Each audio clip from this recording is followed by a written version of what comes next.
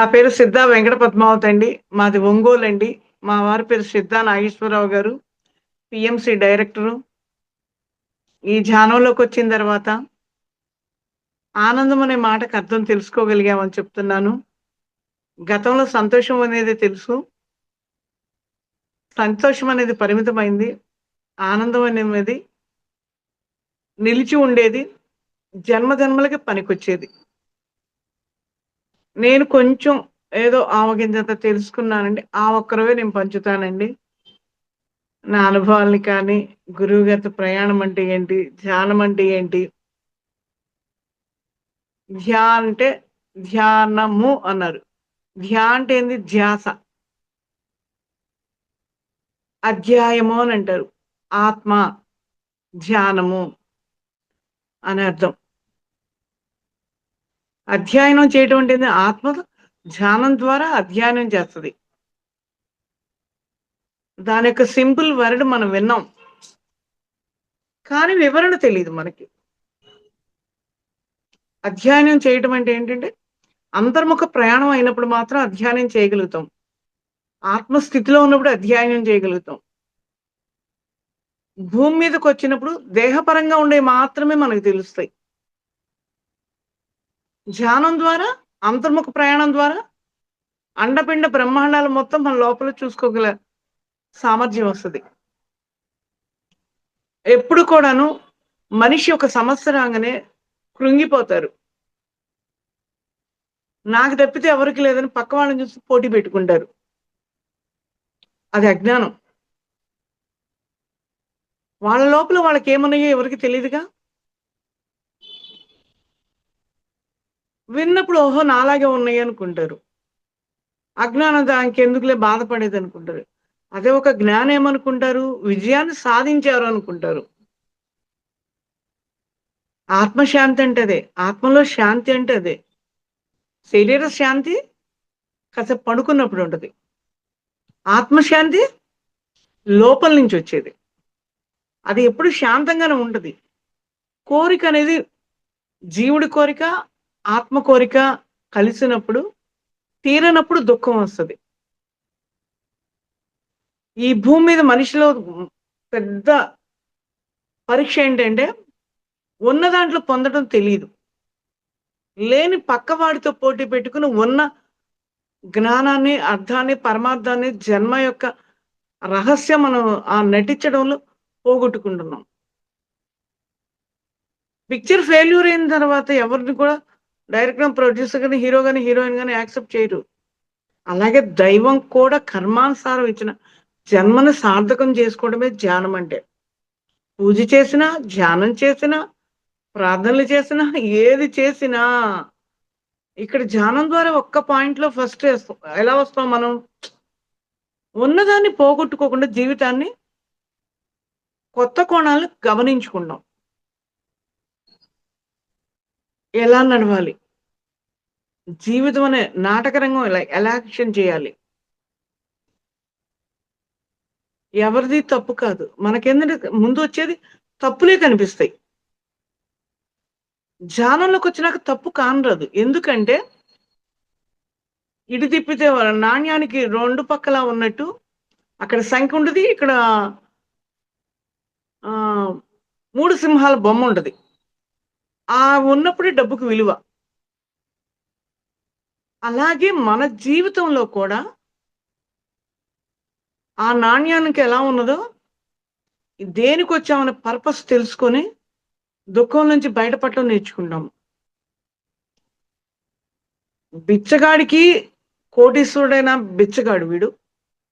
లేక బిచ్చగాడు వాడు. ఇద్దరు బిచ్చగాళ్ళే. మనం బిచ్చం ఎత్తకుండా ఉండే యోగ్యత దట్ ఈజ్ పత్రిజీ ధ్యానం వల్ల మనం తెలుసుకున్నాం. ధ్యానం ఉందని తెలుసు. మన పుస్తకాల్లో, శ్లోకాలలో సకల దేవతలు చెప్పారు. ధ్యాన శ్లోకం అనేది. కానీ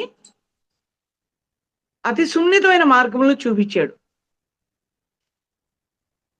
మన లోపల అండపిండ బ్రహ్మాండాల గురించే కానీ, దుఃఖం నుంచి ఎలా బయటపడాలని కానీ, ఉన్నత జీవితాన్ని వృధా చేసుకోకుండా జన్మ సార్థకతకి మనకు ఉపయోగపడటానికి, ఆత్మజ్ఞానం అంటే ఏందో తెలియటానికి సత్యుగం ప్రారంభమైందంటే ఇదే మనకు అర్థం. ఎక్కడ వాళ్ళు అక్కడ ధ్యానం చేస్తున్నారు. ఎక్కడ వాళ్ళు అక్కడ జ్ఞానాన్ని పొందుతున్నాము.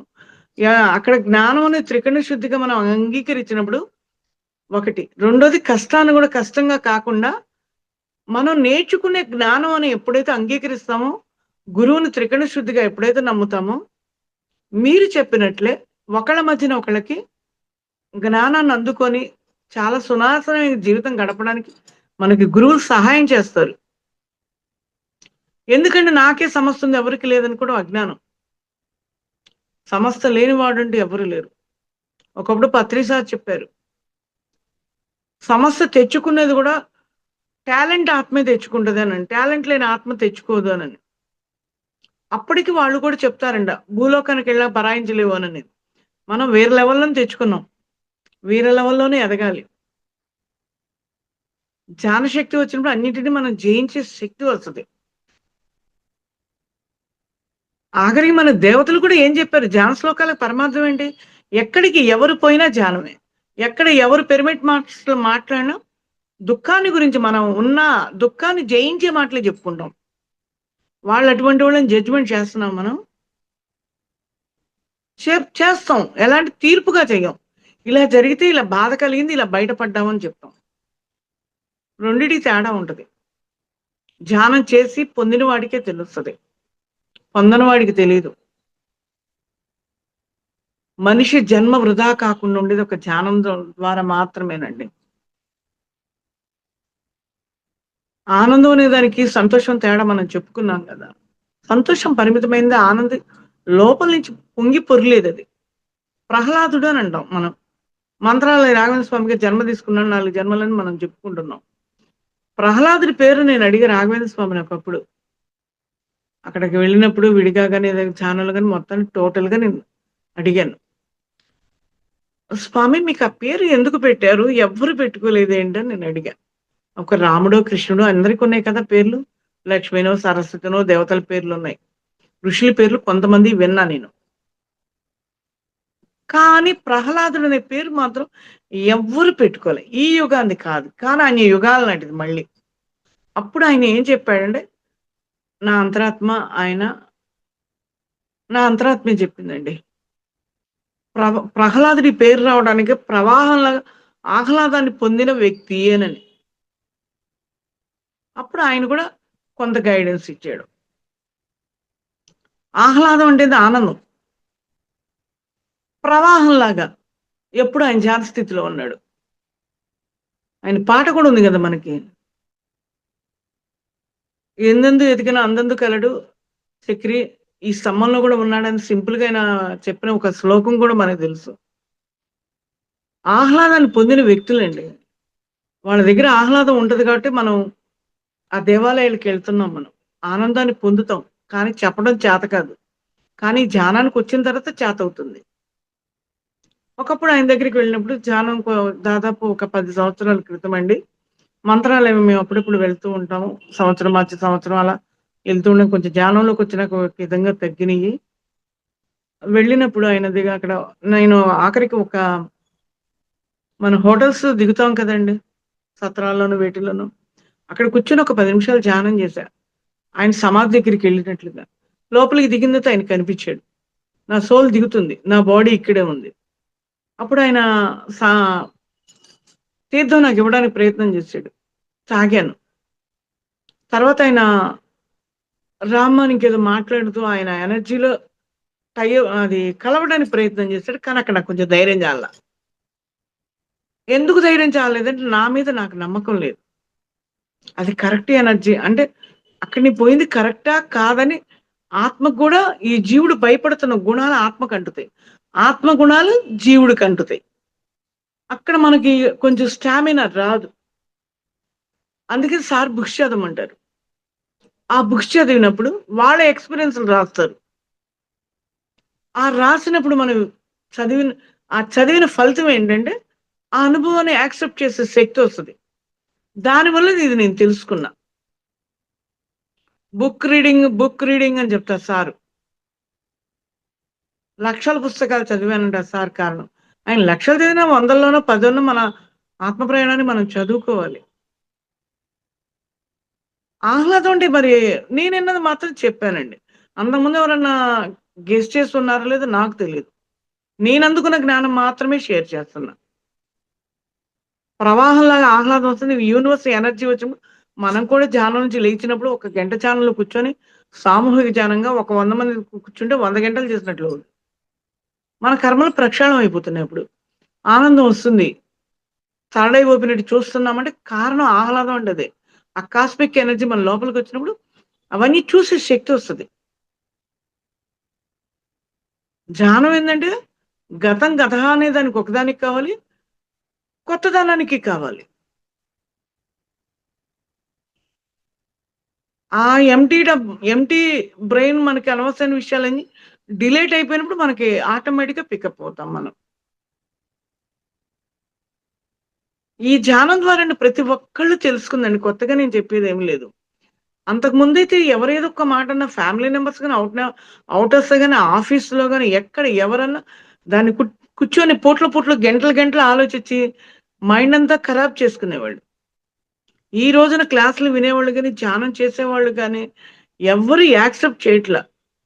ఎవ్వడేమైనా అనుకోని నాకు ధ్యానం ఉంది అని ఎదిగినంత నిస్వార్థంగా చెప్పగలుగుతున్నాం మనం. ఆ నిస్వార్థతత్వం ఎక్కడి నుంచొచ్చింది? నిస్వార్థమైన యూనివర్స్. ఆ యూనివర్స్ ఎనర్జీ మన లోపలికొస్తది. అది నిస్వార్థంగా ఉంటది. నువ్వు చెడు కోరినా ఇస్తది, మంచి కోరినా ఇస్తది. కానీ చెడు కోరుకునేది రావణాసురుడి బుద్ధి. రాముడి బుద్ధి అది. అలాగే ఆ నిస్వార్థ తత్వం అనేది చాలా మేడం సౌండ్ బావుందా? ఓకే. అందుకనే అద్భుతంగా మనం ధ్యానం చేస్తే ఇవన్నీ ఉంటాయి. గురువుల ఆరాలోకెళ్ళినప్పుడు మనకి ఎనర్జీ లెవెల్స్ మారతవి. ఒక గుడిలోకెళ్ళినప్పుడే నమ్మకంతో మనం వెళ్ళొస్తామే. నా గుడిలోకెళ్ళాను. నేను దీపం పెట్టాను ఈ కార్తీక మాసం. నాకేదో మంచి జరుగుద్ది. శివపురాణాల కథలు వింటున్నాం కదా! కేవలం అక్కడ చూపిచ్చేయన్ని బిచ్చగాళ్ళని గురించి, అజ్ఞానంతో ఉన్న వాళ్ళని గురించి కథల్లోనే ఉంటాయి. అజ్ఞాని చేసిన, జ్ఞాని చేసిన, బిచ్చగాడు పాతగుడ్డనేసి వస్త్రాన్ని దీపం వెలిగిచ్చినా, భగవంతుడు నిస్వార్థాన్ని చూస్తాడు మానవుల్లోని. ఇక్కడ పరమార్థం అవి కథలు గూడా మనకెందుకు చెప్పారంటే, మనం ఎదగటానికి. వస్త్రం మీద గుడ్డ చించేయాల్సిన అవసరం ఎవడికి లేదు నిజానికి. వేసినా కూడా భగవంతుడు దీపాన్ని, మనస్సును చూస్తాడని. ఆ దీపం అగ్నితో వెలిగించడం అంటే నిజానికి పరమార్థం అది కాదు. ఆ నిస్వార్థంగా ఆ దేహం అనేది అగ్నితో పునీతం ఎలా అయితదో, దైవత్వాన్ని నమ్ముకున్నప్పుడు ఆ దేవాలయం పునీతులవుతారని అర్థం. ఎంత వా ఎంత కర్కోటకుడైనా, ఎంత మూర్ఖుడైనా, ఎంత అజ్ఞాని అయినా దేవుడికి ఒంటి మీద గుడ్డ చించి వేశారనేది లేదు. అక్కడ కథలో పరమార్థం ఈ శరీరం చచ్చిన తర్వాత నువ్వు వెళ్లి శివ సాన్నిధ్యానికెళతావు. ఆ దీపంకి నువ్వు వెలిగిచ్చావు శివుడి దగ్గరంటే నీ లోపల నీ జ్యోతిని చూసుకోమంటే ఆనాటి పరిస్థితులకు ఆ కథలకి అలా చెప్పలేక ఇలా చెప్పారు. ఈనాటి కథలకి మన గురువుగారు మన స్థాయికి అందిందేంటి సందేశం? నీ ఆత్మ ఆ శివుడు. అందుకే మనం చెప్పారు. శ్వాస ఉంటే శివం. శ్వాస పోతే శవం. ఈ శివుడు ఇక్కడున్నాడు. ఈ దీపం అనే జ్యోతి రూపంలో ఉన్నాడు. నువ్వు వెలిగించు. నీ శరీరం ద్వారా వెలిగించు అనని. నువ్వు ధ్యానం చేయకుండా నీ జ్యోతి, నా జ్యోతి ఎవరి జ్యోతి వెలగదు గదా! ఆనాడు కథల్ని ఎంత మాధుర్యంగా చెప్పారు. ఎంత మధురంగా, ఎంత అంగీకరించేట్టుగా ప్రయత్నాన్ని ఎప్పుడు గూడా భగవంతుడు ఏ స్థాయిలో వాళ్ళకి ఆ స్థాయిలో అందిస్తాడు. నాకేం చెప్పాలో నాకేం తెలీదనంటారు. పొద్దున మీరు కార్తీక మాసం గదని ఏదో టాపిక్‌లో మనం తెలుసు ఏదో టాపిక్ రాంగానే ఏం చెప్పాలా కార్తీక మాసం గురించి అనుకున్నా. నాకనుకోకుండా వేరే వాళ్ళున్నారు కొంచెం ఇంట్లో కుదరలేదు. కానీ ఈ క్షణాన్ని నాకు అద్భుతంగా అగ్ని అంటే ఏంటి? వస్త్రం అంటే ఏంటి? ఆ వస్త్రాన్ని చించి శివుడి ముందల వేశారంటే చిన్న ఒత్తంటే ఎంత? మన శరీరం గూడా సూక్ష్మ శరీరం ఒత్తిలాగే ఉంటది కదా మేడం. దాని పరమార్థం అదే కదా! అంత సున్నితంగా మనకందిచ్చింది మన భారతీయ సనాతన ధర్మాల్లో చాలా చాలా అద్భుతంగా అందించారు మేడం. ఈ ధ్యానం ద్వారా చక్కగా మేము కనుక్కున్నాం. పోలీస్ వర్గానికి పంపించేదని చెప్తారు. పోలీస్ వర్గానికి పంపించమని మధ్య కవ్వానికి ఉన్న వెన్నపూస తీశారని చెప్తారు. కుండ కింద పెట్టింది దీపం అని అంటారు. ఒత్తేసింది అత్తకు కాను రాకుండా అని అంటారు. ఆ సూక్ష్మ శరీరం కుండనే ఈ దేహంలో సూక్ష్మ శరీరం అనే దాంతో మధ్య కవ్వం అంటే మన వెన్నుపూస మేడం. ఎటు తిప్పినా ఇటు మూలాధార చక్రానికి వెడల్పు ఉంటది. సహస్రారానికి అటు తిప్పినా మన తల మీద వెడల్పుగానే ఉంటది.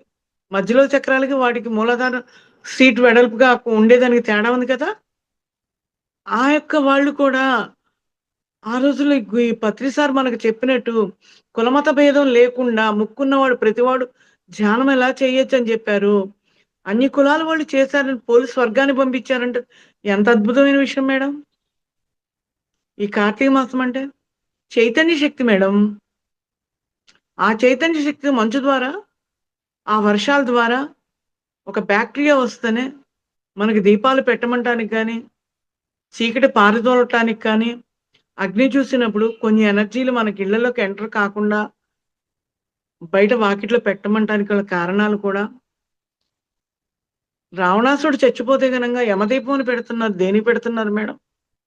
యముడంటే ప్రాణం తీసేవాడని. ఎవరిని తీసుకెళ్ళడానికి వచ్చాడు? యముడు భూలోకానికి పనిలేకుండా రాలా. అంతటి స్థాయి కలిగిన వాడు కాబట్టే అతన్ని చంపడానికి సత్యభామ వచ్చింది. నరకాసురుడిని. నరకాసురుడు అంటే ఎవరు మేడం? నరకాలన్నీ మన లోపలే ఉన్నాయి గదా! ఎవరు మన కోరిక తీర్చకపోతే వాళ్ళ మీద కోపం. అసురుడు అంటే రాక్షసత్వం. సత్యభామ చంపిందంటే ధ్యానం చేస్తే సత్యభామ మన లోపల ఏంది చంపేస్తది. కృష్ణుడు అంటే ఎవరు? ఒక ఆదర్శ పురుషుడు. భూమి మీదకి దిగాడు ఆ పరాశక్తి పంపిస్తే. అప్పుడు ఆయన కూడా చంపడానికి ముందుకు రాలా. వాడికి విపరీతమైన కోరికేంది? స్త్రీలో చచ్చిపోవాలి. స్త్రీలు ఎవరు చంపుతారు? అహంకారం. ఈరోజు పురుషాహంకారాల్లో కూడా స్త్రీలు ఎందుకు పనికిరాదని. ఉన్నదిగా ఇంకా కొంతమంది ఉన్నారు కదా!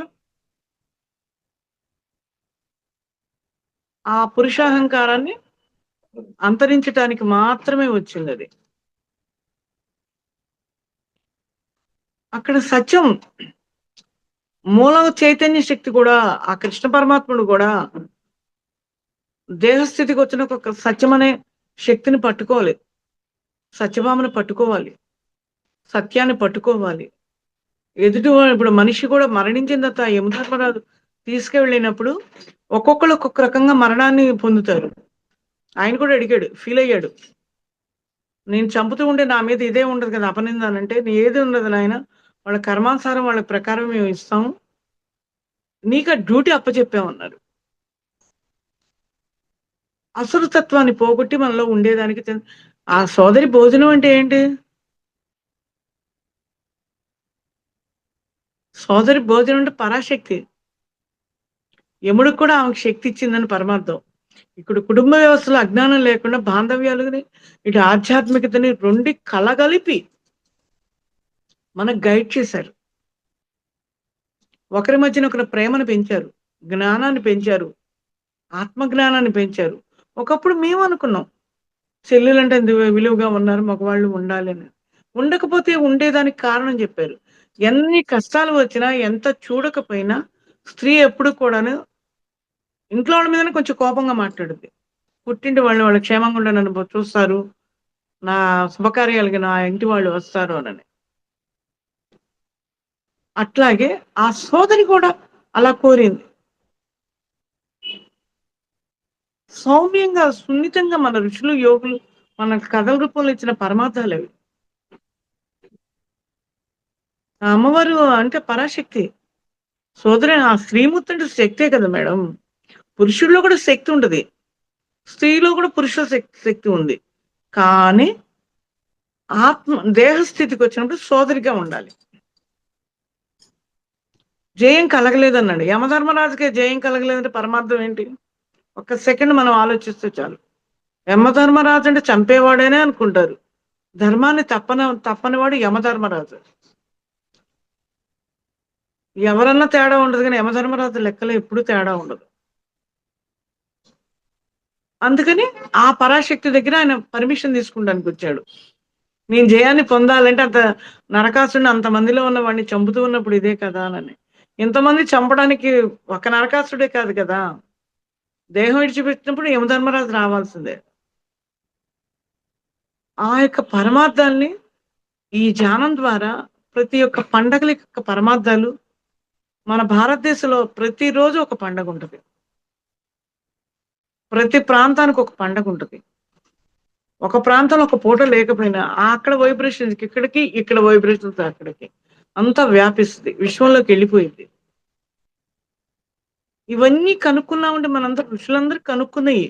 కానీ ఈ రోజు మనం ఆ ఋషి తత్వాల యొక్క కథలను కూడా మనం గ్రహించే శక్తి వచ్చిందంటే ఆ ధ్యాన శక్తి వల్లే. చూడండి, ఆ యమధర్మరాజు భోజనం అది ఇది అనుకుంటారు. ఆడపిల్లకి డబ్బులు ఇవ్వకూడదు అన్నకేనంటారు. కొంతమంది అజ్ఞానంతో తీసుకుంటారు. కానీ యమధర్మరాజు తీసుకోలే. కారణం అక్కడ కొంచెం జ్ఞానంతో సమయస్ఫూర్తితో ఆలోచించాలి. పోలీసు వాడు శిక్ష వేయడానికి వస్తే కనుక లంచం ఇచ్చి తప్పించుకున్నట్టు లంచం తీసుకున్నవాడు అవుతాడు. ఆయన లంచం తీసుకోవడం ధర్మాన్ని తప్పనివాడు. ఆయన చెల్లెల సొమ్ముకు ఆశించల. అది దోషం అని కూడా మన పెద్దలు వివరణ చెప్పకుండా చాలా సౌమ్యంగా ఉంచారు, తీసుకోకూడదు ఆడపిల్ల దగ్గర అని. ఈ యొక్క కార్తీక మాసం ఒకసారి యమ విధియ గురించి కదా మేడం, భగిని భోజనం.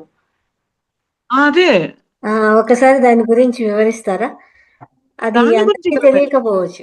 అదే అంటే ఏమి విశేషము అనేసి. అది చెల్లెలతో భోజనం కూడా పరాశక్తి యమున. యమధర్మరాజు అంటే సూర్యుడి బిడ్డలే వాళ్ళు. ధర్మాన్ని సూర్యుడు తప్పడు. మేఘం వచ్చి తన కట్టమని తను పోడు. తన ధర్మం తను ఉంటాడు, ఎక్కడికి కదలడు. భూమి కదిలింది, అక్కడ సూర్యుడు ఎలా ధర్మంతో ఉంటాడో వాళ్ళ బిడ్డలు కూడా ధర్మం యొక్క ఉద్యోగాలే వచ్చినాయి. ఒక డాక్టర్ పిల్ల వాడు అక్కలు అవుతారు అనుకుంటారు కదా, వాడికి ఇష్టం లేకపోతే వేరు. ఇప్పుడు శని ఉన్నాడు, ఆయన డ్యూటీ ఆయన కూడా చేస్తాడు. ఆయన ఏం చెప్తాడు, నా పాదాల వంక చూడొద్దు అని అంటాడు. పాదాలకు అందరం దండం పెట్టచ్చు, శనికి పెట్టకూడదు. కుంటి బేరం అది. అది ఆయనకి భగవంతుడు ఇచ్చిన గిఫ్ట్. అలాగే ఆ భోజనానికి డబ్బులు ఆడపిల్లకి పెట్టినాక తీసుకోకూడదు. తీసుకోకున్నప్పుడు పరాశక్తి మనం ఇయ్యొచ్చు. శక్తి ద్వారా అంటే శక్తి ఇస్తుంది, శక్తి తీసుకోవచ్చు. విజయాన్ని సాధించేటప్పుడు బేరంగా ఆడకూడదు అని అర్థం. ఆ చెల్లెలు భోజనానికి చెల్లెలు అనేది ఎప్పుడు కూడా ఒక తల్లిలాగా పెట్టుద్ది. అంటే ఎటువంటి వాడైనా కానీ వాకిట్లోకి వచ్చినప్పుడు మన ఇంటికి వచ్చాడు మా అన్నయ్యనని ఏ ఉన్నా మర్చిపోయి ప్రేమతోనే ఉండుద్ది, ప్రేమతోనే పెట్టుద్ది. అందులో ఆ టైంలో వచ్చినప్పుడు ఇంకా ప్రేమగా ఉంటారు. భర్త ఓ 1,00,000 రూపాయలు కొనిపెట్టినా మనకి 10 లక్షలు కొనిపెట్టినా చూపించాం.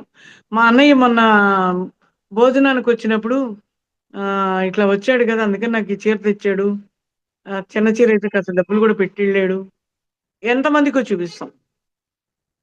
కానీ అక్కడ ప్రేమ లేదని కూడా కోపతాపాలున్నా తెలియకుండా ప్రేమ వస్తుంది.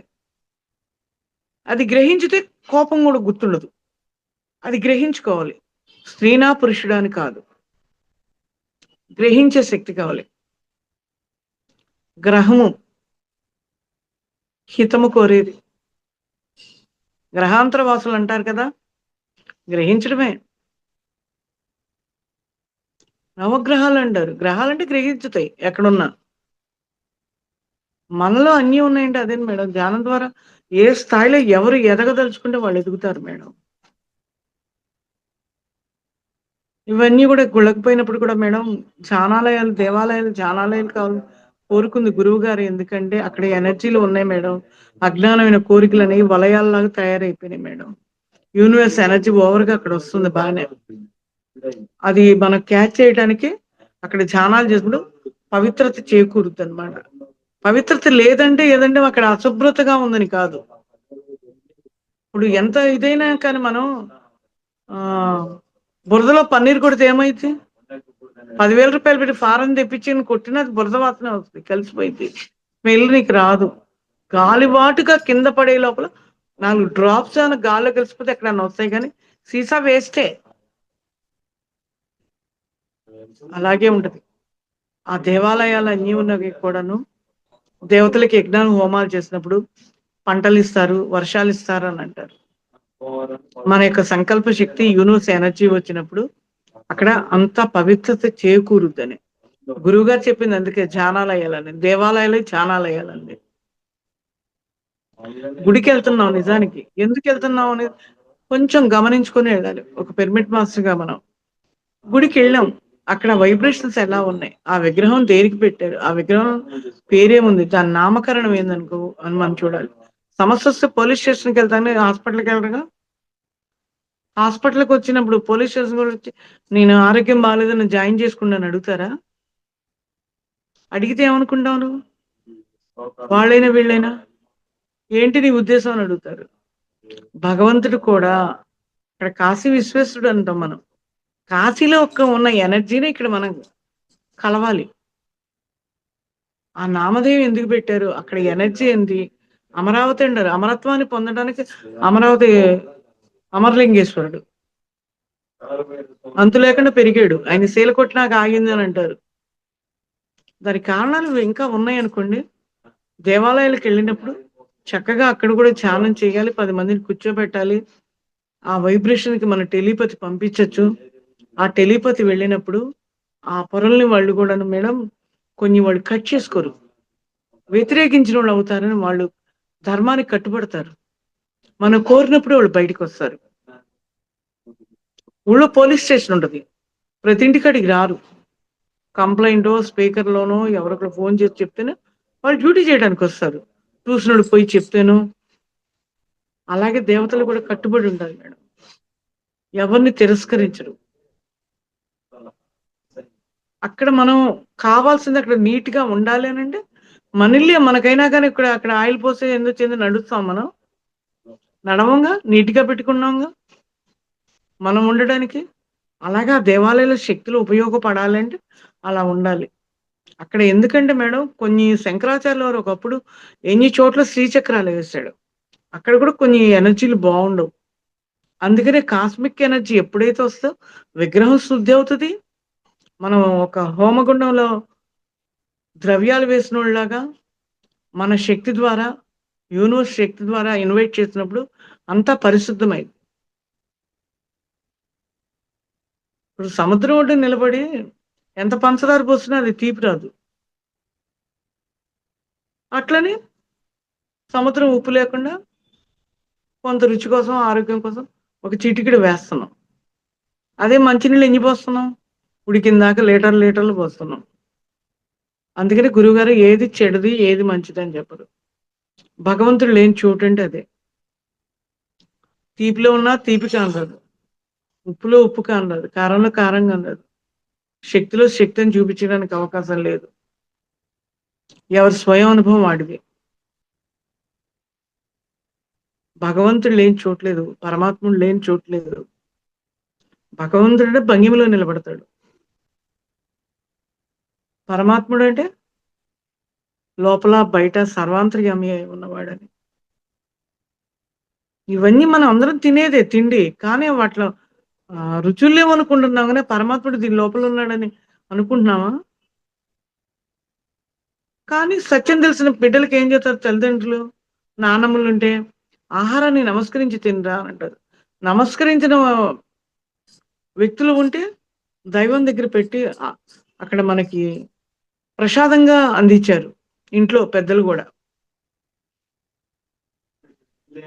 ఒరే వాళ్ళు నీకు ఇష్టమైన వంట చేస్తాంరా, అన్నంరా మనకి చిక్కిందిరా, ఆనందంగా తినాలిరా, గొడవ చేయకుండా తిను, అల్లరిపేట మాకు. అదే విషయం సార్ మనం మాట్లాడకుండా తినాలన్నట్టుగా భావం చేస్తారు. సార్ తింటూనే ఉంటారు, మాట్లాడరు, కళ్ళతో సైగ చేస్తారు.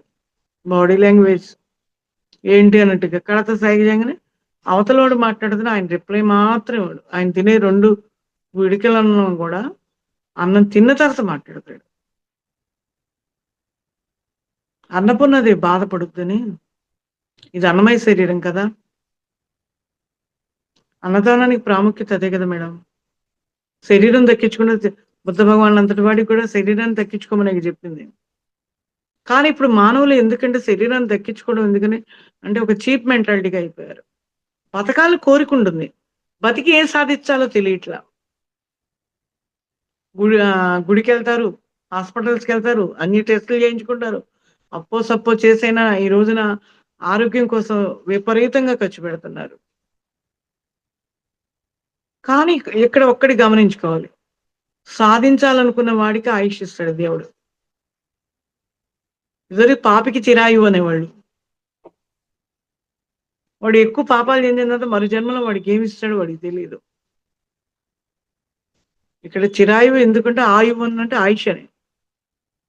ఆయువు అంటే ఆయుషే కదా! ఇప్పుడు సారు చెప్పాడు తన యొక్క వెనక పరమార్థం అదేను మేడం. ఆయుష్ ఉన్నందుకు మనం తినటానికి, చెందటానికే కాదు. బ్రతికినందుకు తినాలి గాని తినడానికి బ్రతకూడదు. రుచిగా తినొచ్చు. సాధన చేయడానికి కావాలి. సప్తమహర్షులు కూడా బ్రహ్మను అడిగారు. మేము ఇయన్నీ కనుగొనలేకపోతున్నాం. మాకెలా మార్గాన్ని చూపించాడని. అప్పుడు బ్రహ్మ చెప్తాడు. 7 రకాల పాయింట్ల మీద రీసెర్చ్ చేసుకున్నారు. మూలాధార చక్రంలో ఉన్నవాడు ఎలా ఉంటాడు? స్వాతిస్థానంలో ఉన్నవాడు ఎలా ఉంటాడు? వాడి సాధన అన్ని షట్చక్రాల మీదుగా వాళ్ళు కూడా ఉంటే ఆ స్థితిలో ఉన్న ఆత్మల గురించి ఎన్ని జన్మలు ఎన్ని ఆత్మలు తీసుకుంటారు? సహస్రార స్థితికి వెళ్ళిపోయిన తర్వాత పూర్ణాత్మకత అయిన తర్వాత వాళ్ళు ఎలా చేస్తారు? ఎలా ఉండదు? ఎలా అరణ్యంలోకి ఎలా వస్తారు అని అందరూ యాక్షన్ చేయడానికి రావాల్సిందే. అదే విషయాన్ని మనకు గురువుగారు చెప్పారు. అక్కడికి పోయినా కూడా బుద్ధ భగవానుడు కూడా కిందకెళ్ళి నువ్వు నేర్చుకున్నంత చెప్పిరమన్నారు అని అంటాడు. అంటే నిరంతరం కూడా ఆత్మ ప్రయాణంలో జన్మలు ఉంటాయి. ఇష్టమైన జన్మలు ఉంటాయి. ఇష్టమైన ప్రకారమే నడుచుకుంటాము. ఆ జన్మ సార్థకతను తెలుసుకుంటాము. ప్రాపంచికంగా ఉండేవాడు కూడా జన్మలు తీసుకుంటూనే ఉండాల్సిందే. కొంతమంది ఫీల్ అయిపోతారు. మనం తినకపోతే ఏమైపోతామా అని ఒకళ్ళు మొన్న ఏదో సరదాగా అడిగారు. నేను ఒకటే చెప్పాను. చాలా మొరటి భాషలో చెప్పా. సిగ్గుపడకుండా మళ్ళీ పుడతాం ఫొర్రవ్వద్దు మీరని. అంటే అదేంటి మళ్ళీ పుడతాం మనం ఇంక జన్మ ఉండదు అంటారు గాని. అంత పుణ్యానికి ఎదగాలి కదా! ఎదగాలి కదా! ఒక పూర్ణాత్మ తయారవ్వాలి గదా! పూర్ణాత్మగా తయారైనా కూడా మళ్ళీ కొంత ఇచ్చిపోవాలి. ఇవ్వకుండా ఎవ్వరిని పోనీదు నేచరు. ఇక్కడ నేచర్, అక్కడ మూల చైతన్య శక్తిలో ఉన్న నేచరు, ఈ ఆత్మకి ఆ గైడెన్స్ ఆ పూర్తిగా ఇప్పిచ్చేసి వచ్చిన తర్వాత మాత్రం పొమ్మనమని చెప్పరు. మనకు గనంగా అసెంబ్లీ మీటింగ్‌లాగా ఎలా ఉంటాయో రాజకీయంగా, ఈ భూమి మీద రక్షించడానికి వచ్చినప్పుడు మాత్రం మళ్ళా వాళ్ళు కలుసుకుంటారు. భూమి మీద అతలాకుతలాలున్నాయి మార్చాలంటే ఎవరు ఎళ్తారు, ఎవరు చెందుతారని. దట్ ఈస్ పత్రిజీ వచ్చాడు. కొన్ని అనుభవాలు మాయనే. మొన్న మాకు ఒంగోలులో వచ్చినప్పుడు కేశవరాజు గారి ధ్యాన జగత్ ఉంది. ఆయన చెప్పుకొచ్చాడు సార్ గురించి. సార్ చెప్పినప్పుడు అక్కడ యూనివర్స్‌లో నేనెళ్తాను. అక్కడ రాక్షసత్వంతో నా నేను భేదం లేకుండా షూట్ చేసేస్తారు కదా మనకిక్కడ. అటువంటి కండిషన్స్ అనే దానికి చాలా సింపుల్‌గా ఆయన కొన్ని కొటేషన్స్ పెట్టుకొని నాకివి కావాలి మీరు హెల్ప్ చేస్తే నేను దిగుతానని దిగిన ఆత్మే. ఆయన చెప్పుకొచ్చాడు. అంటే ఇక్కడ టైం తక్కువుందంటే కొంచెం నేను సింపుల్‌గా చెప్పేస్తున్నాను మేడం. అంత అద్భుతమైంది. కానీ ఇది మొత్తం ఎవరి ఆధ్వర్యంలో ఉంది? సకల సృష్టిని నడిపించే ఆ పరాశక్తి అనండి, ఆదిశక్తి అనండి, దానికి ఏదైనా పేరు పెట్టండి మీరు. ఆ శక్తి ద్వారా ఒకానొక ఆత్మ దిగేటప్పుడు ఉంటది అవసరం. మిలిటరీ సరిహద్దుల్లో గనక పోయేటప్పుడు షూట్ చేయడానికి పర్మిషన్ ఇస్తేనేగా. పర్మిషన్ లేని గన్ వాడకూడదుగా. అలాగే ఇది కూడా. వాళ్ళు ఎంతో శ్రమించి ఈ దేహం తీసుకున్నాక ఎన్నో బాధలు పడతారు వాళ్ళు కూడా. వాళ్ళు బా వాళ్ళు బాధపడితేనేమో లీల అంటాం. మనం బాధపడితే గోల అంటాం. దేహం స్పర్శ ఉంటది కాబట్టి ఉంటాయి మేడం. కానీ కొన్ని నిజాలు వాళ్ళు చెప్పలేరు మేడం. జీవితంలో అనుభవించిన ఆ దేహం కూడా కొన్ని చెప్పలేదు. ఆత్మ కూడా చెప్పలేదు కొన్ని. తర్వాతే దేహం విడిచిపెట్టాక కొన్ని చెప్తారు సమాజానికి. అనుభవం పూర్వకంగా మొన్న మా ఇంటికి పిరమిడ్ మాస్టర్ వస్తే నేను అదే మాట్లాడితే, పత్రి సార్ వాళ్ళ పాప 2 కన్నీటి చుక్కలు రాలినయి అని చెప్పింది. ఆ కన్నీటి చుక్కలు ఎందుకు రాలుతాయో చాలా మందికి తెలీదు. ఎందుకంటే పత్రి సార్ బాడీలోకి పూర్ణాత్మలు ఎంతో మంది పిరమిడ్స్‌లా ఉన్నాయి. డయాస్ మీద మేము ఒక 10 ఏళ్ల క్రితం చూసాం కాబట్టి, ఆత్మలొచ్చి వాళ్ళ చేత వర్కులు చేయించుతాయి దేహానికి. ప్రాపంచికంగా కుటుంబ సభ్యులు ఇష్టపడి వాళ్ళు చెప్తారు. కొన్ని మనం ఇష్టపడి చేస్తాం. అలాగే ఆత్మకు కూడా అలా ఉంటది మేడం. ఆ కన్నీటి బొట్లు వెనకాల ఎవరుండి తనని ఆపి కంట్రోలింగ్ చేశారని అది స్వరపీఠకి బయట పెట్టదు. అది నాకు అనుభవం ఉంది. 18 ఏళ్ల క్రితం వశిష్ఠ మహాముని కనిపించి మాట్లాడి వచ్చారు. వచ్చిన తర్వాత నాకు కొన్ని అర్థం కాని స్థితిగా ఉండేవి. వంట చేస్తున్నప్పుడు రకరకాలుగా మారిపోయాయి. ఎందుకిలా జరుగుతుంది పరమాత్మ అని కూడా ఆయన వాయిస్ చెప్పాడు. ఎందుకొచ్చారు మాస్టర్ మీరనంటే, భూలోకంలో ఈ కలియుగంలో కుటుంబ వ్యవస్థ ఎలా ఉంటదని చూడటానికొచ్చానన్నాడు. అప్పుడు చెప్పినయి చేయలేదని కోపాలతో వీళ్ళు మాట్లాడుతున్నప్పుడు, పరమాత్మ వాళ్ళకి తెలీదు కదా! వాళ్ళు చెప్పారనుకున్నారు. ఇక్కడ పద్ధతి మారిపోయింది. ఆళ్ళకి చెప్తానంటే చెప్పనీయలా. ఎందుకు చెప్పనీయట్లేదని నేను క్వెషనేసుకున్నా. అంటే ఇప్పుడు ఆయన చెప్పాడు. సర్దుకుపోతారా? కోపగించుకొని చికాకులతో మనిషిని విలువ లేకుండా చూస్తారా? చూడాలి కదా! అనన్నాడు. ఇంత చేసి ఇంత అనుభవాన్ని పొందిన తర్వాత ఆత్మ సత్కారం అని పత్రి సార్‌కి, పత్రి మేడంకి మా స్వగ్రామంలో మేము చేశామండి. ఒక 4 ఏళ్ల క్రితం. పత్రి మేడం మొన్న స్వర్ణామృతంలో ఇంటర్వ్యూ ఇస్తున్నప్పుడు, వశిష్ఠ మహాముని కూడా వచ్చాడని చెప్పిందావిడ. కనిపిస్తున్నారని. జరిగే సత్కారం అంతా ఇక్కడ కాదు, ఆ లోకంలో జరుగుతుందనని చెప్పడం మేడం గారు. ఆమె చెప్పినయన్ని మళ్ళా నా సోల్‌కి, శివ ఫ్యామిలీకి ఉన్న కనెక్షను ఆ మేడం చెప్పింది నాకర్థమైంది. నేను హాస్టల్‌గా చేసిన వర్క్ అని. కానీ వశిష్ఠ మహాముని వచ్చాడు అన్నప్పుడు గురువు మీద ప్రేమ ఉంటది. ఈ బాడీలో ఉన్నందుకు 5 ఇయర్స్ ఉన్నందుకు ప్రేమ ఉంటది. 5 ఇయర్స్ అబోవ్‌నే ఉన్నారు మేడం మినిమమ్. అప్పుడు నేను చెప్పలేకున్నప్పుడు ఒక్కోసారి మాట్లాడిన మాటలు కోపతాపాలతో కంటికి నీళ్లొచ్చినాయి నాకు. ఈ రోజు కూడా ఎవరికీ తెలీదు. ఎవరన్నా క్లాస్‌లో ఎప్పుడన్నా ఎక్కడన్నా వినుంటే నాకు తెలీదు. ఇప్పటికి నా నోటిగుండా ఎవరికీ నేను చెప్పలా. సార్ కన్నీటి బొట్లు ఆళ్ళ అమ్మాయి చెప్పినప్పుడు అర్థమైంది ఒక పాయింట్. ఆ మహానుభావుడు ఎందుకు కన్నీటి బొట్లు పెట్టాడని. చెప్పలేరు. కానీ నిజానికి ఇంకోటి చెప్పాలనిపిస్తుంది మేడం. నా చిన్న కూతురికి మా ఇంట్లో గురువు గారికి ఆత్మ సత్కారం అని చేసినప్పుడు సార్ అన్నారంట మా పాపతో. అందరూ కూర్చొనుంటారు కదా మేడం. సార్ అంటే మీకు ఎక్స్‌పీరియన్స్ ఉందో లేదో తెలీదు. సార్ వచ్చారంటే బెల్లం చుట్టూ ఈగల్లా కూర్చుంటారు. అన్నం భోజనాలు కూడా పోరు. ఇంటికెళ్ళడు భోజనాలు తెప్పిస్తారు. తిన్నాక పోరు. ఆయన పడుకున్నా పోరు. కూర్చొని మాట్లాడుతున్నా ఆయన ఎప్పుడు లెగుస్తాడో ఎదురు కూర్చుంటారు. ఈ లోపల అందరూ ఎక్స్‌పీరియన్స్‌లు పంచుకుంటారు. సార్ అన్నారంట, "ఏంది నా పరిస్థితి మీకేం తెలుసు అమ్మవారు ఏంది బెత్తం తీసుకొని ఎమ్మట పడుద్ది. లే అనని ఎమ్మట పడుద్దని" చెప్పారంట. మా పాప నాకు చెప్పింది. "ఏందమ్మా ఇలా ఉంటదా?" అనంది. నేను గెస్ చేశా. కానీ తనకి ఎక్స్‌ప్లెయిన్ చేయలే నేను. ఇంట్లో వాళ్ళు ఎక్స్‌ప్లెయిన్ చేసినా కొంత వినే స్థితిలో ఉంటారని మనకి అనుమానం ఉంటది. నాకు టైం లేదు. నాకర్థమైంది. ఎందుకంటే గురువు అనేవాడికి కూడాను పరగురువు అని ఆళ్ళ గురువులు వచ్చినప్పుడు సహస్రార స్థితిలోకి ఆ గురువు వచ్చి కూర్చున్నప్పుడు, ఆ యూనివర్స్ ఎనర్జీ మొత్తం ఒకటిగా అయిపోయి ఈ దేహంలో ఉండి, వాళ్ళ స్థితి వాళ్ళు అందుకని సార్ చెప్తారు. ఆత్మ విస్ఫోటనమైంది అని అంటాడు. ఈ చిన్న లైట్ ప్రపంచకం మొత్తం కనిపించిందంటే ఎలా ఉంటది? అమాయకత్వంగా చంద్రుడు కూడా చిన్నదే అని అంటారు. భూమి కన్నా ఎన్ని రెట్లు, సూర్యుడు ఎన్ని రెట్లు అని తెలుసు కదా! ఇక్కడికొస్తే ఇబ్బంది కదా! అలాగే ఆ మహానుభావుడు కన్నీళ్ళని తెలుసుకున్న ఆ పాప చెప్పినప్పుడు, మేడం చెప్పినప్పుడు అది తెలుసుకున్నాను. నా ఇంట్లో జరిగినప్పుడు నాకు తెలీదు కదా అనుకుంటే, ఆ వశిష్ఠ మహామునికి ఆయన ఏ ఉద్దేశంతో వచ్చాడో నాకు కారణాలు అర్థమైనయి. గురువు మీద ప్రేమతో వస్తారు. ఆ మహానుభావుడు ఎవరో ఆళ్ళకి తెలుసు ఋషులకి.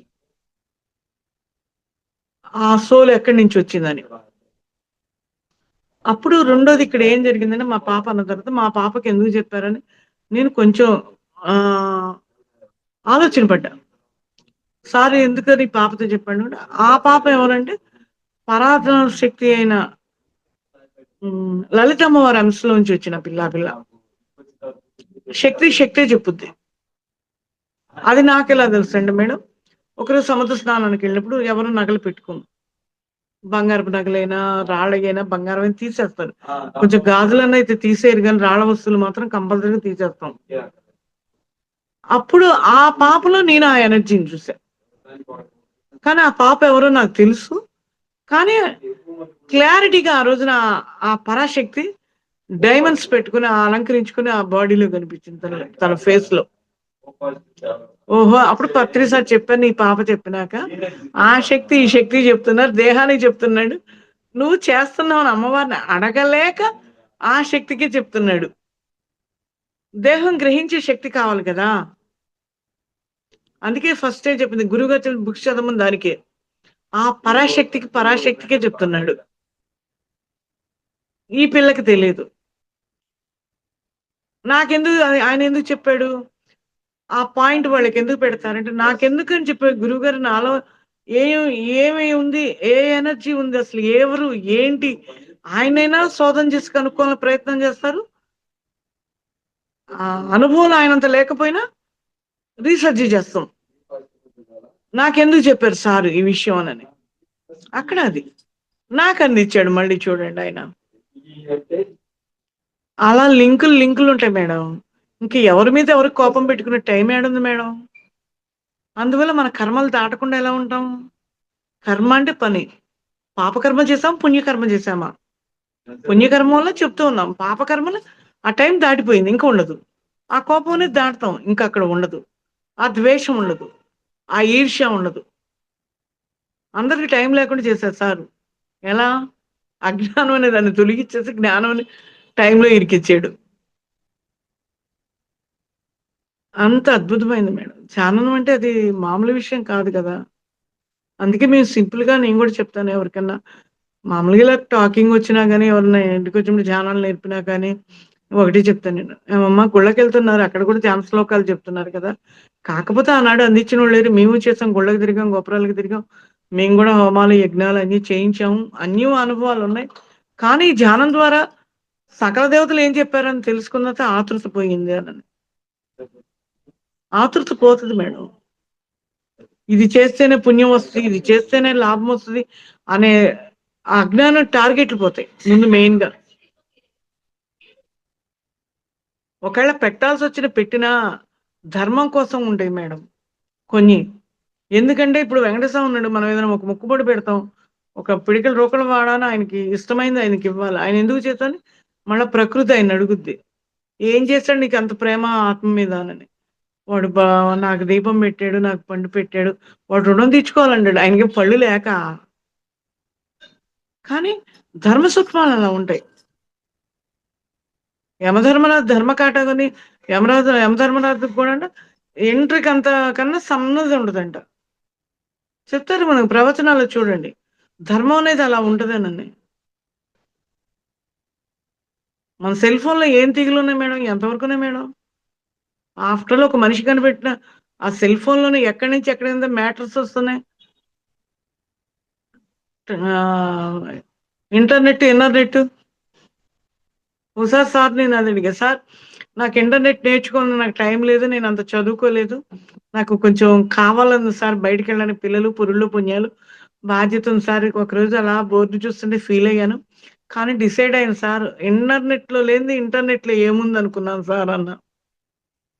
నాకు ఇంటర్నెట్‌లో బదులు ఇన్నర్నెట్‌లో రీసెర్చ్ చేయాలనుకున్నాను సార్ అని. సార్ విన్నాడు మహానుభావుడు చెప్పలా. మొన్న ఒక టాకింగ్‌లో విన్నాను సార్ దగ్గర నేను. ఇన్నర్నెట్, ఇంటర్నెట్‌కి తేడాని. అయ్య బాబో! మహానుభావా అనుకున్నా నేను. కానీ మన దగ్గర మాట్లాడే ప్రతి మాట కూడా ఆయన ఉపయోగపడేటట్టు లోకాని కోసం మళ్ళా నాలాంటి అమాయకులత్వంగా, అజ్ఞానంగా ఉన్న వాళ్ళకి అందటానికి వర్డ్స్ వాడతాడు మేడం. అందరూ గొప్ప గొప్ప మహనీయులు మా జన్మలు తీసుకొని ఉన్నోళ్ళున్నారు. మాలాంటోళ్ళు కొంచెం తెలిసి కొంచెం అమాయకత్వంగా ఉండే వాళ్ళకి నేర్పుతారు కదా మేడం గురువులు. ఇన్నర్నెట్, ఇంటర్నెట్ అని. ఇది 15 ఏళ్ల నాడు 12 సంవత్సరాల నాడు జరిగింది మేడం. 10, 12 ఏళ్ల నాడు. మినిమం కారులో పోతున్నప్పుడు మేము సార్‌తో పాటు. ఇలా అనుకున్నాను సార్ అనంటే, అక్కడ ఏమీ మాట్లాడలేదు మహానుభావుడు. ఆ మాటని జనానికి ఎంత అద్భుతంగా అందిందండి మేడం.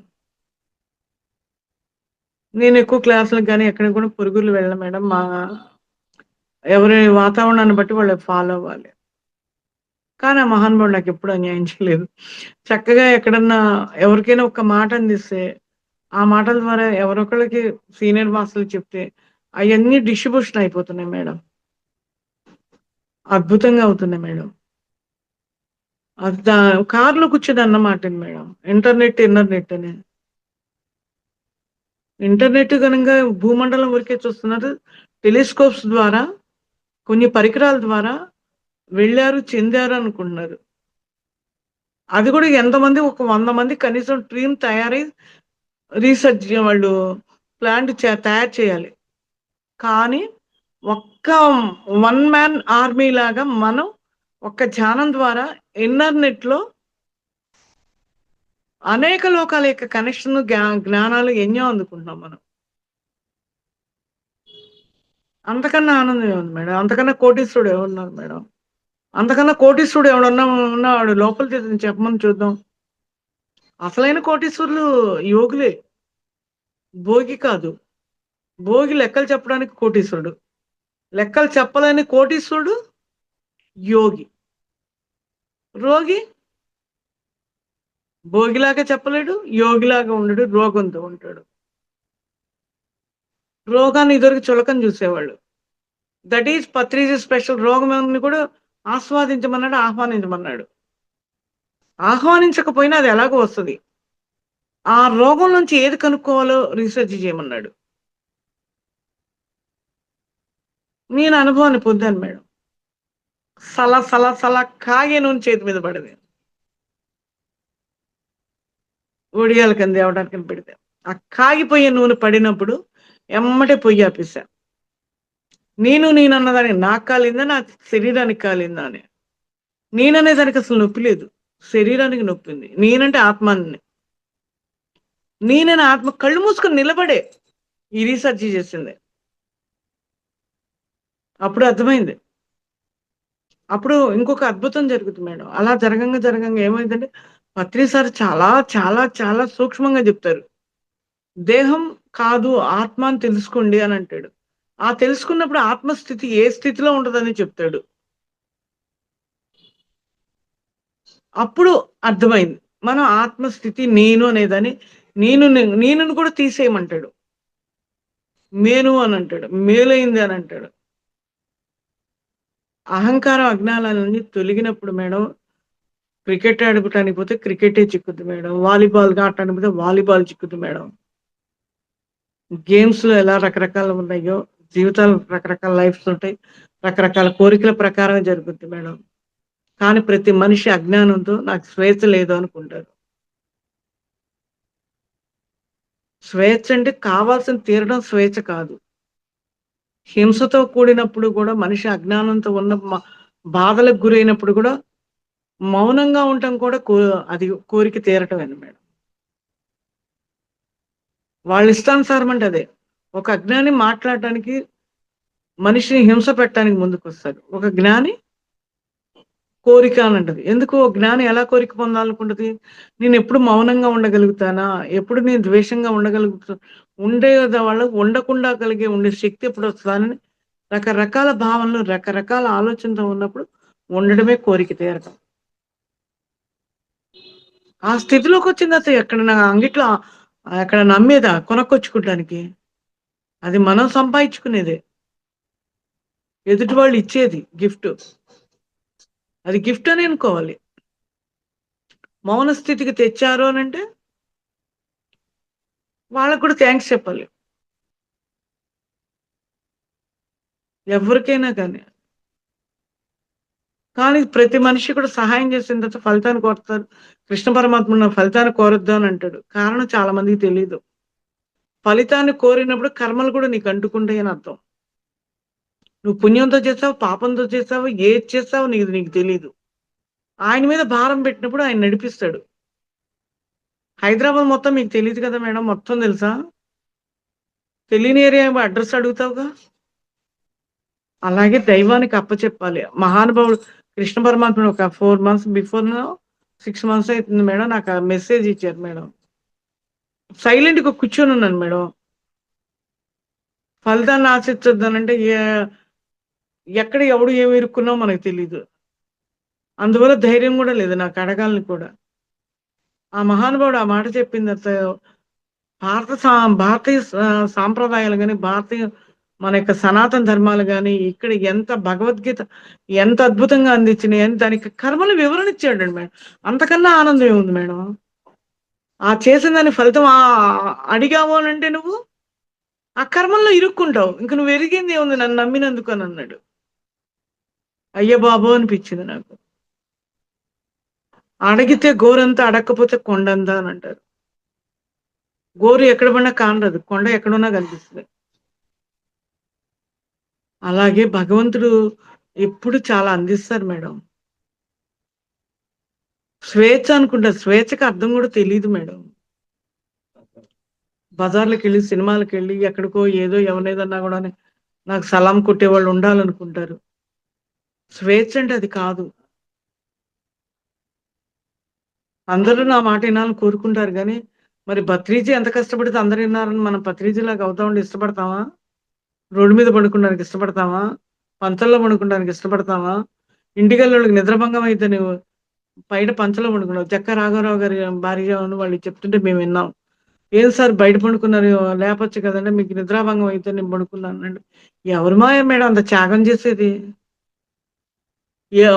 ఎవరి కుటుంబానికి వాడు చేస్తేనే వీరులం అనుకుంటారు. చిన్నప్పుడు మాకొక వరుడుంటది. ఆలికి అన్నం పెట్టి దేశ సేవ చేశానంటారంట. ఆలేంటి భార్య. భార్యకి అన్నం పెడుతున్నానండి, అన్నం పెడుతున్నానండి ఇంటింటికాడ చెప్పాడంట ఒకడు. అలా ఉంటది. వాళ్ళు అక్కడ మనకి అది పెరగాలంటే ఇది చెయ్యాలి. రెండోది ఒకళ్ళకి నచ్చామో లేదని కూడా మనం ఆలోచన చేయకూడదు మేడం. ఎవరికెవరు నచ్చుతారు? ఎవరికెవరు నచ్చాలి. పత్రి సార్ ఒకప్పుడు ఆ మాట అన్నాడు. మాకర్థం తెలీలా. అర్థం తెలీలా. కానీ కృష్ణ పరమాత్ముడు చెప్పినాక అర్థమైంది. నేను చేయకపోతే నా పడమే పక్కకెళ్ళిపోయిద్ది నువ్వెంత అని అడిగాడు. ఒకళ్ళు బాధ పెట్టారు, చెందారు, నువ్వు ఆలోచన చేయపాక నీ గమ్యం నువ్వు చేరు అని చెప్పాడు. అంతకన్నా ఆనందం ఏముంది మేడం? ఎప్పుడు కూడా తనతో తానుండమని గురువులు చెప్తారు, పత్రి సార్ చెప్తారు. తనతో తాను ఉండడం అంటే అందరిని వదిలిపెట్టమని కాదు. అందరిలో ఉండాలి, తానుగా ఉండాలి. మనం ఎక్కువ అనవసరమైన ఆలోచనలు చేయకుండా ప్లెజెంట్‌గా నిలబడున్నా, ప్లెజెంట్‌గా కర్రీస్ తొరుగుతున్నా, ప్లెజెంట్‌గా మనం ఫుడ్ తింటున్నా, అక్కడ ఉండి ఆ ఫుడ్‌ని ఆ ఆనందంతో తింటూ ఉండు. మన ఇన్నర్‌లో ఏం జరుగుతుందో, మన మైండ్‌లో ఎలా ఉందని ప్లెజెంట్‌గా కూర్చుంటే మన శరీరం స్థిరంగా ఉండాలి. మన ఆత్మ స్థిరంగా ఉండాలి. పరమాత్ముడు నిశ్చలంగా ఉంటాడు. పరమాత్ముడు నిశ్చలంగా ఉండి మనకు అందిస్తాడు. నిశ్చలంగా అంటే ఆయన ఎగురుతాడని కాదు. నీకు చెప్పడానికి సిద్ధంగా అయి ఉంటాడని. మరి ఇవన్నీ మనకు తెలుసుకున్నాం కదా! నాకంటే అప్పుడు తెలీదండి పెద్దగా విషయాలు. ఇప్పుడు చాలా వరకు కొంచెం నేనన్నా కదా! ఆవగింజంత నేను కూడా చెప్తాను మేడం అన్నది. మేడం ధ్యానం చేయించుదామా? ఇంకొక 1 మినిటే ఉంది. Yes ma'am. Yes ma'am. అద్భుతం. ఎన్ని విషయాలు తెలుసుకున్నామో ఈరోజు. ఆనందానికి, సంతోషానికి డిఫరెన్స్ ఏంటి? అలాగే ప్రహ్లాదుడు అంటే ఆ పేరు యొక్క అర్థం ఏంటి? ప్రహ్లాదుడిని అది ఎవరు పెట్టుకోకపోవడానికి కారణం ఏంటి? రాఘవేంద్ర స్వామి గారి ద్వారా ఏం జ్ఞానం తీసుకున్నారు? అలాగే శ్రీకృష్ణ పరమాత్మ ద్వారా శ్రీకృష్ణ పరమాత్ముడు అంటే ఏంటి? దీపావళి అంటే ఏంటి? నరకాసురుడు అంటే ఏంటి? యమ విధియ ఆ భోజనం యొక్క అంతరార్థం ఏంటి? అక్కడికి వచ్చి ఆయన భోజనం స్వీకరించడానికి కారణము, ఆ ఎనర్జీ ఆదిపరాశక్తి యొక్క ఎనర్జీ అంటే ఏంటి?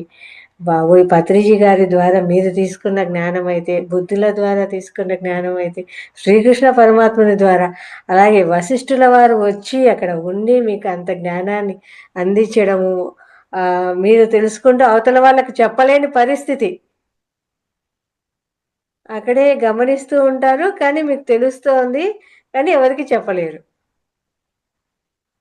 పత్రిజీ గారి కానివ్వండి చెప్పడానికి పర్మిషన్ ఇవ్వరు. ఇవ్వరు. ఎవరు. అవతల వ్యక్తి ఏం మాట్లాడినా గాని మనం ఏం చెప్పలేము. సినిమాలో ఒకప్పుడు వ్రతాలు అయన్నీ చేస్తున్నప్పుడు కండిషన్ పెట్టారంటారు. ఏంటో ఆ పిచ్చోళ్ళకి, ఈ పిచ్చోళ్ళు ఏదో మనం సినిమా కాసేపు చూసాం, వచ్చాంలే అనుకునేవాళ్ళం. హ్మ్. స్వయం అనుభవాన్ని పొందా నేను. అది. అలా వాళ్ళు అంటున్నా గాని మీరేం మాట్లాడలేరు. కానీ అక్కడ ఆయన సంసారిక జీవితం ఎలా ఉంటుంది కలియుగంలో అని తెలుసుకోవడం కోసం వచ్చాను అని. ఎంత అద్భుతము! శ్రీకృష్ణ పరమాత్మ అలాగే పత్రిజీ గారు అలా అమ్మవారి శక్తి అనేది పాపతో చెప్పారు అంటే, దాన్ని మీరు అలా సముద్ర స్నానంలో గమనించారు. అమ్మాయి స్నానం చేసినప్పుడు మీకు ఆ ఎనర్జీ కనపడింది. అది ఇంకా అద్భుతం అసలు. ఆ! అనిపించింది. ఆ! ఎన్ని విషయాలు తెలుసుకున్నాం మేడం ఈరోజు. సూపర్. చాలా అంటే చాలా అద్భుతంగా అది. అంత అద్భుతంగా వివరించారు మాకు ఈ session. Thank you. Thank you very much ma'am. చెల్లెలి థాంక్ యూ. భోజనాలంటే ఆ యమధర్మరాజు గూడా అందరికి సౌభాగ్యాన్ని ఇచ్చింది ఆ తల్లి. హ్మ్. ఆ యమున అందరూ సౌభాగ్యాలు కావాలంటే నరకాసుర చచ్చినప్పుడు ఇప్పుడు గొడవలు జరుగుతాయి కదా మేడం! ఎక్కడైనా ఒకళ్ళని షూట్ చేస్తే. అలాగే అవును. అక్కడ ఆ రాక్షసులు రాకుండా అప్పుడు ఆవిడ వీళ్ళందరూ పసుపు కుంకాలతో ఉండాలని ఆమె హ్మ్. ఇప్పించుకొని హ్మ్. అందరికి పసుపు కుంకాలతో ఉండేట్టుగా జన నష్టం జరగకుండా ఆ తల్లి కాపాడిందని పరమార్థం. హ్మ్. ఆయన అంగీకరించాడని. అది. లంచం తీసుకోకూడదని అంటారు కదా! అట్లాగే అవును. చెల్లెలికి అవును. పసుపు కుంకాలిచ్చి మళ్ళీ డబ్బు తీసుకోకూడదనేది కారణం అది. హ్మ్. ధర్మాన్ని తప్పిన వాడవుతాడని. దాని యొక్క పరమార్థం అది. ఎంతమంది పసుపు కుంకాలను ఆ తల్లి కాపాడిందనని. ఆ! ఆయన మాటకు భద్రపడ్డాడు చెల్లెల కోసమనని. అది. ఎన్నో అద్భుతాలు మేడం ఇవన్నీ. ఏదో పండగొచ్చిందండి రూ. 10,000కి టపాసులు కొనుక్కొచ్చుకున్నాం. స్వీట్ హార్ట్ చేసి పెట్టాం. తింటున్నాం. ఈరోజు స్వీట్ హార్ట్స్ కొరవలేదు. చేయడానికి కొరవలేదు. దొరకడానికి కరువలేదు. ఆ ధనలక్ష్మి అందరికి అద్భుతంగానే ఇస్తుంది.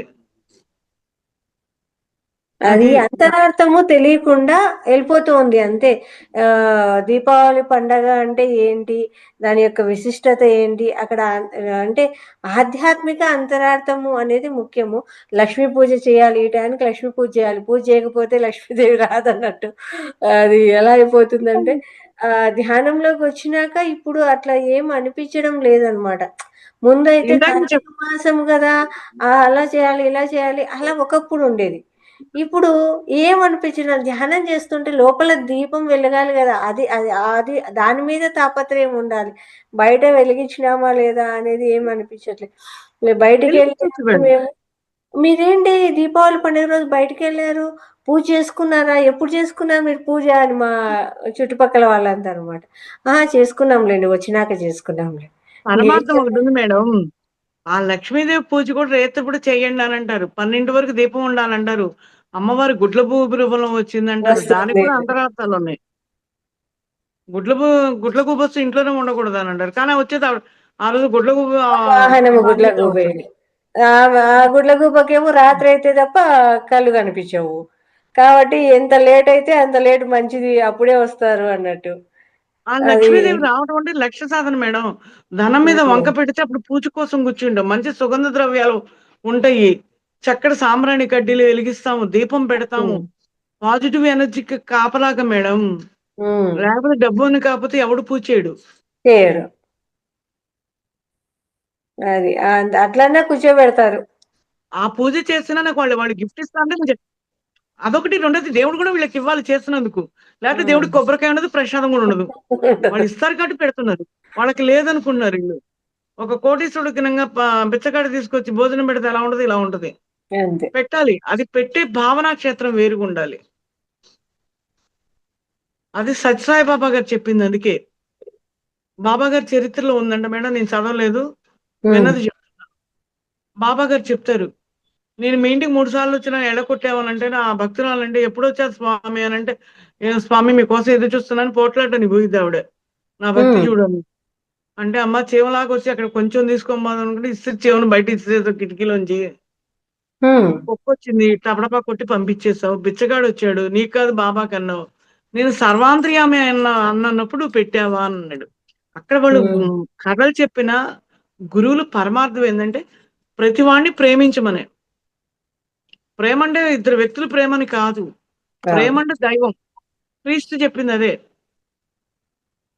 మనకు కూడా చెప్పారు ప్రేమ అనేదాన్ని. మనకేందండి ఇద్దరు వ్యక్తుల మీద చూపించారు దిక్కుమాల సినిమాల్లో. అందువల్ల అది అనుకుంటున్నారు. ప్రతి మనిషిని ప్రేమించాలి. వాడు బిచ్చగాడొచ్చినంత మాత్రాన వాడిని చులకన చేయకూడదు. వీళ్ళ దరిద్రం తీసేయడానికి దరిద్ర నారాయణ రూపంలో వచ్చాడంటారు దానికే. పెట్టేటప్పుడు దైవ స్వరూపంగా పెట్టమనేది దానికే. ఏదో వచ్చాడు మొహన్ వేద్దాం వేసిరండి అని అనకూడదు. పూర్వం బిచ్చగాడు వచ్చారంటే ఎదురు చూసేవాళ్ళు. వాళ్ళు అన్నం తినే ముందు ఒక బిచ్చగాడికైనా ఒక కుక్కకైనా అంత అన్నం పెట్టినాక ఇంట్లో ఫ్యామిలీ తినేది. బ్రాహ్మణులని కులం అని కాదమ్మా, అక్కడ బ్రాహ్మణులు అయితేను నీళ్ళు పటాలకి అక్కడ దీపం పెట్టి నైవేద్యం పెడతారు. ఆ అలవాటు లేని ఒక జీవుడికి పెట్టడం అని అలవాటు చేశారు. ఇప్పుడు అడుక్కునే వాళ్ళు లేరు, పెట్టేదానికి లేదు, కర్మలు తొలగడానికి లేదు. అలా పుట్టడమే లేదు, అలా కనపడమే లేదు అసలు.